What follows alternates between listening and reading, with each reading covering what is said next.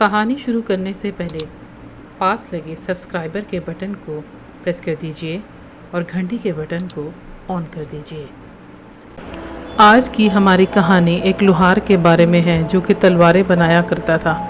तो आइए कहानी की जानिब बढ़ते हैं। बहुत अरसा पहले की बात है कि इराक के शहर बसरा में एक लोहार रहता था जिसका नाम अबू मूसा था। लोग ज़्यादा तो इसके बारे में नहीं जानते थे क्योंकि उसके बारे में किसी को कुछ भी मालूम नहीं था कि वो कहाँ से आया था और कहाँ पर रहा करता था। बस वो तलवारें बहुत अच्छी बनाया करता था, यही उसके बारे में मशहूर था। और यहाँ तक कहा जाता है कि उसके पास जुल्फ़िकार बनाने का हुनर भी मौजूद था। उसकी बनाई हुई तलवारें फ़ौजियों को बेहद पसंद थीं। जब वो उसकी बनाई हुई तलवारों की तारीफ़ किया करते थे तो वो खुशी से फूला नहीं समाता था। वो बेहद खुददार शख्स था। उसने शादी भी नहीं की थी, अकेला ही रहता था, बस अपना काम करता था और इसी में खुशी हासिल किया करता था। उसके बारे में उसके एक इंतहाई करीबी दोस्त ने बताया था कि जवानी में उसकी अपने वालिद से किसी बात पर बहस हो गई थी जिसकी वजह से वो घर छोड़कर चला गया और फिर उसने सारी ज़िंदगी अपने वालिदैन से राब्ता ही ना किया। अपना घर छोड़ देने के बाद उसने मेहनत मजदूरी शुरू कर दी थी। जहाँ वो काम किया करता था वहाँ का मालिक उसकी मेहनत और काम सीखने की लगन से बहुत मुतासिर हुआ था। उसने अबू मूसा की मेहनत देखी और उसे अपने पास रखकर तलवारें बनाने का हुनर सिखाना शुरू कर दिया। जब तक उसका उस्ताद ज़िंदा रहा अबू मूसा उसी के पास रहा। वो उस्ताद बिल्कुल उसके वालिदैन की तरह था।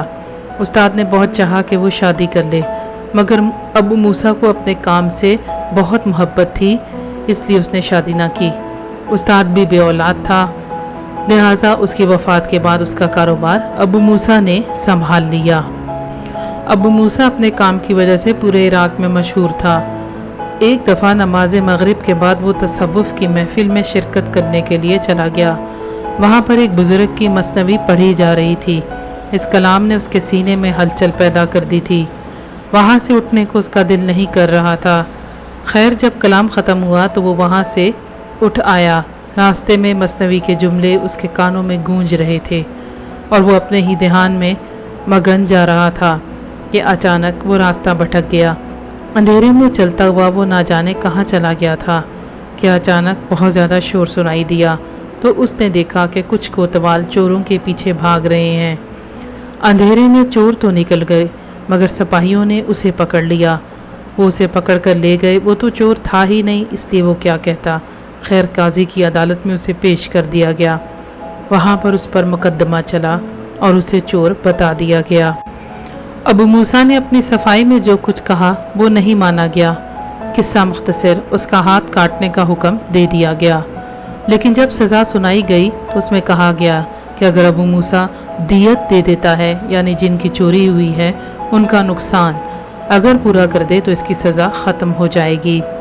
उधर सिपाहियों को पता चला कि अबू मूसा को सज़ा सुना दी गई है जिसमें उसका हाथ काट दिया जाएगा, तो वो अबू मूसा से मिलने के लिए कैद खाने में पहुँचे। सिपाहियों ने उसे कहा कि तुम रुपए क्यों नहीं अदा कर देते। तो अबू मूसा ने कहा मेरे पास इतने रुपए नहीं हैं। सिपाहियों ने कहा एक रास्ता है। अबू मूसा ने कहा कौन सा रास्ता। तो सिपाही बोले कि बसरा के मशहूर यहूदी ताजिर इब्न आदम के पास चलते हैं, वो बहुत रईस हैं और वो तुम्हारे रुपए अदा कर देगा। इब्न आदम का नाम सुनकर अबू मूसा परेशान हो गया क्योंकि वो पूरे बसरा में अपनी बदजुबानी की वजह से मशहूर था। अबू मूसा ने कहा कि अगर वो मेरी दियत अदा करेगा तो फिर मुझे उस वक़्त तक उसका काम करना पड़ेगा जब तक वो रकम उतर नहीं जाती। वो इंतहाई बदजुबान है, मेरा जीना मुश्किल कर देगा। सिपाहियों ने कहा बात यह है कि वो बूढ़ा है, हो सकता है जल्दी मर जाए और तुम्हारी जान छूट जाए, और अगर 5 साल तुम्हें उसके पास काम करना पड़ेगा भी तो क्या मसला है, तुम्हारा हाथ तो सलामत रहेगा ना। और जब तुम्हारी दियत पूरी हो जाएगी तो तुम हमारे लिए दोबारा से तलवारें तैयार करना। अबू मूसा ने सिपाहियों की बात मान ली। सिपाहियों ने जाकर इब्ने आदम से बात की और वो मान गया और बोला बदले में उसे 5 साल मेरे पास बगैर किसी मुआवजे के काम करना पड़ेगा। सिपाहियों ने कहा हाँ जैसे आप कहें। खैर मुआहदा लिखा गया और दोनों फरीकैन की रजामंदी से इब्ने आदम ने दियत अदा कर दी।